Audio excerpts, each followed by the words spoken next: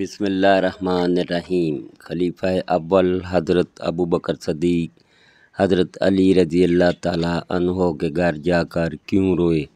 اور حضرت علی رضی اللہ تعالیٰ عنہ نے جب حضرت ابو بکر صدیق کو اپنے گھر تشریف لانے کے لیے کہا تو حضرت علی نے حضرت ابو بکر صدیق سے یہ کیوں فرمایا کہ اپنے ساتھ حضرت عمر فاروق کو نہ لے کے آئیے گا؟ اس کے پیچھے کیا حکمت تھی؟ کیا حضرت علی علیہ السلام کو حضرت عمر فاروق کے ساتھ کوئی رنجش تھی؟ حضرت علی رضی اللہ تعالیٰ عنہ نے جب خلیفہ اول حضرت ابو بکر صدیق کی خلافت کی بیعت کی اور 6 ماہ تک ان کی بیعت کے لیے نہ آئے، یہاں تک کہ سیدہ فاطمہ رضی اللہ تعالیٰ عنہا کی وفات کے بعد جب ابو بکر صدیق کو خلیفہ منتخب ہوئے 6 ماہ کا عرصہ گزر گیا تو حضرت علی نے سیدنا ابو بکر صدیق رضی اللہ تعالیٰ عنہ کو اپنے گھر پر بلایا، لیکن آپ نے ساتھ یہ بھی پیغام بھیجا کہ جب آپ میرے گھر تشریف لائیں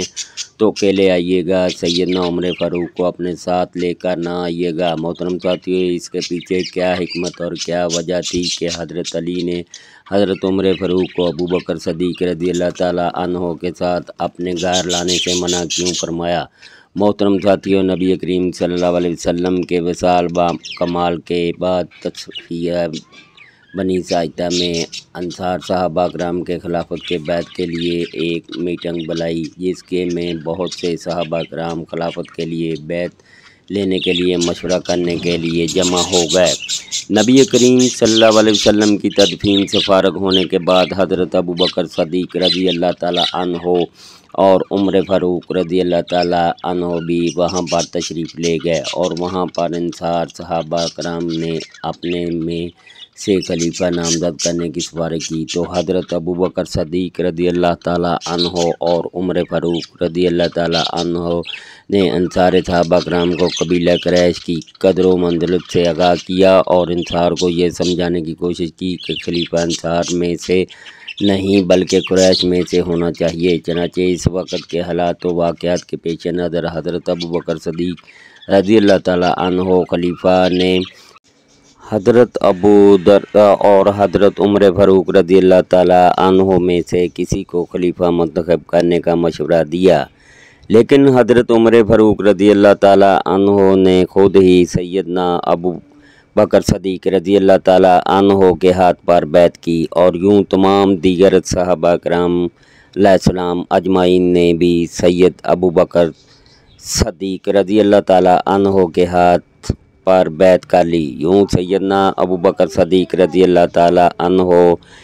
اتفاقی طور پر اسلام کے پہلے خلیفہ منتخب ہوئے۔ اب یہاں سوال یہ پیدا ہوتا ہے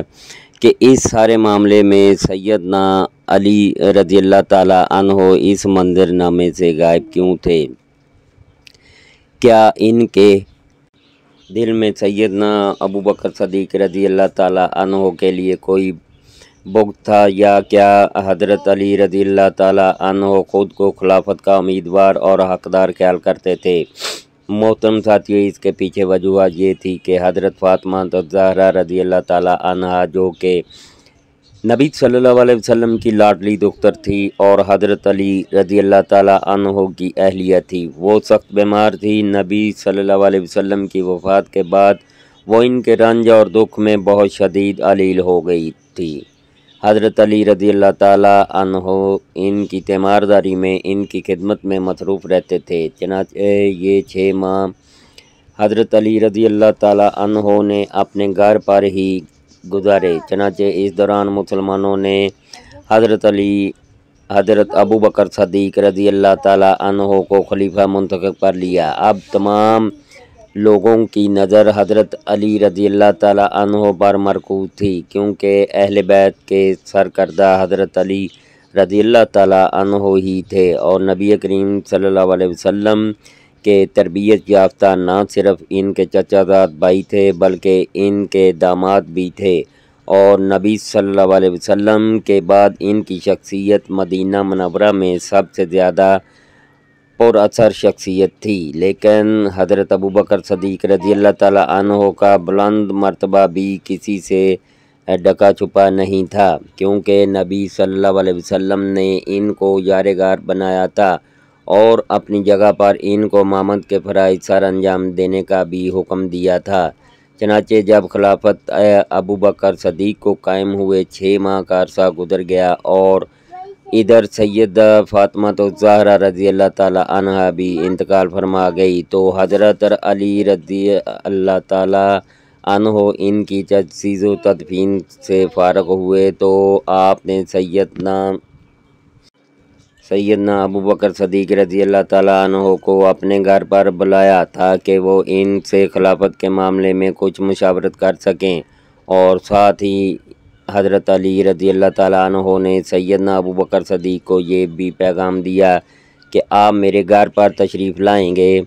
तो अकेले तशरीफ़ लाइएगा, सैयदना उमर फ़ारूक रज़ी अल्लाह ताला अन्हो को अपने साथ ना लेके आइएगा। सैयदना उमर फ़ारूक रज़ी अल्लाह ताला अन्हो ने जब ये सुना तो उन्होंने सैयदना अबू बकर सदीक़ को मना फरमाया और कहा कि बाखुदा आप अकेले हज़रत अली रज़ी अल्लाह ताला अन्हो के पास ना जाइएगा। तो सैयदना अबू बकर सदीक़ रज़ी अल्लाह ताला अन्हो ने मुस्कुराते हुए फरमाया कि बाखुदा मुझे नबी सल्लल्लाहु अलैहि वसल्लम की अहले बैत से और हज़रत अली रज़ी अल्लाह ताला अन्हो से कोई डर और कोई खौफ नहीं, और मैं अकेला ही इनके घर जाऊंगा। मोहतरम साथियों, इमाम तबरी और इमाम ज़हरी और इब्ने खल्दून की तारीख़ों का इस बात पर अजमा है कि हज़रत अली रज़ी अल्लाह ताला अन्हो ने अबू बकर सदीक़ रज़ी अल्लाह ताला अन्हो को अकेले अपने घर आने का पैगाम इसलिए दिया गया था क्योंकि हज़रत उमर फ़ारूक रज़ी अल्लाह ताला अन्हो की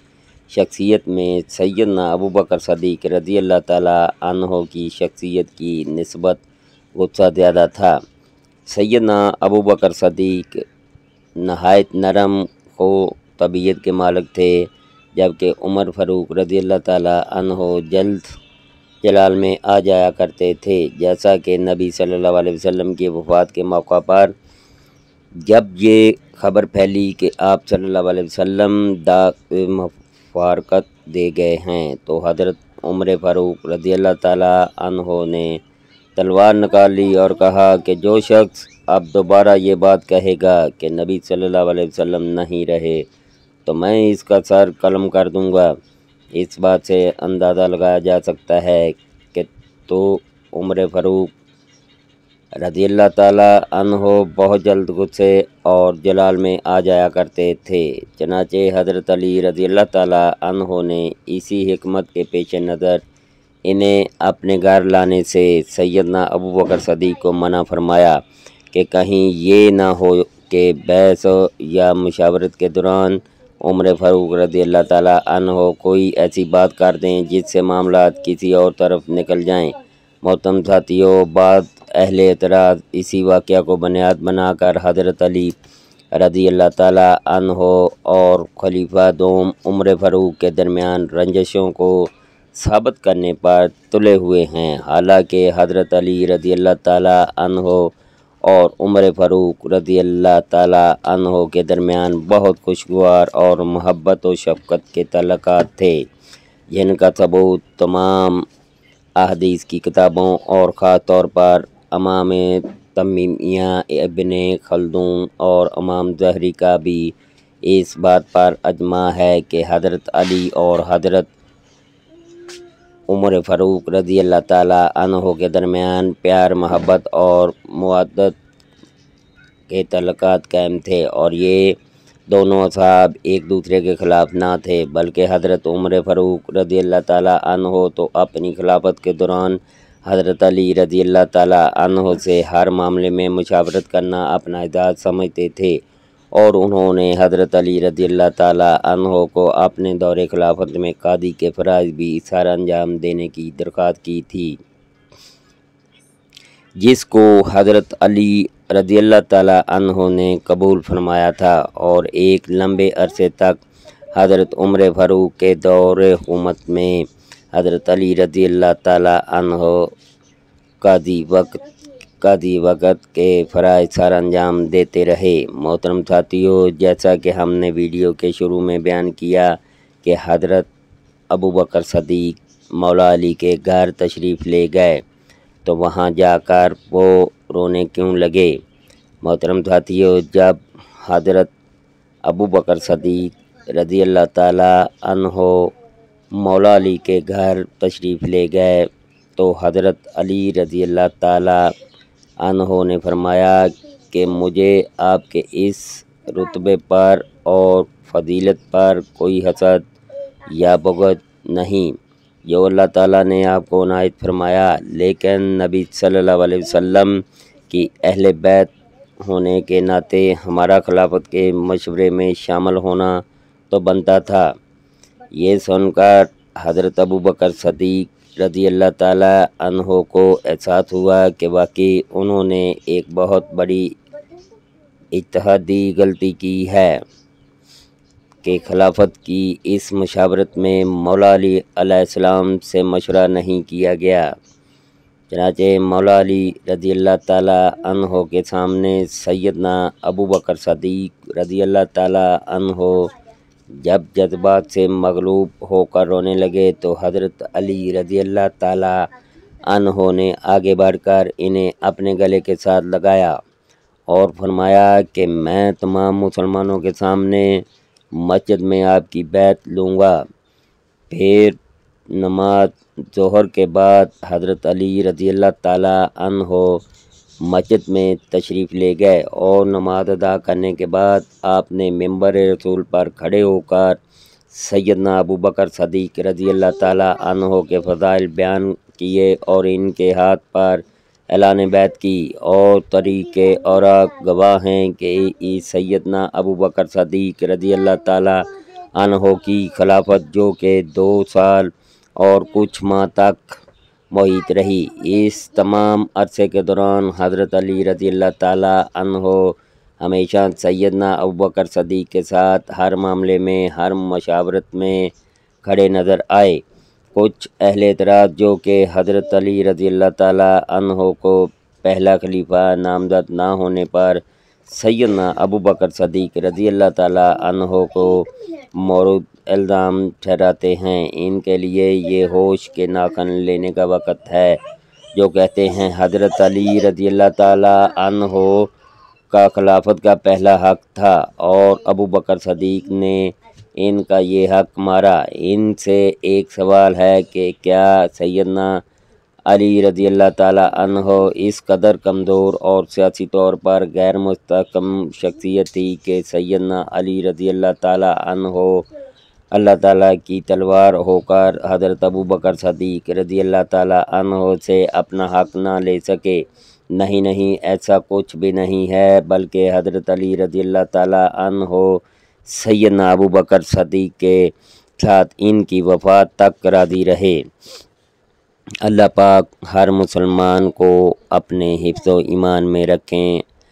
آمین ثم آمین یا رب العالمین۔ اللہ حافظ۔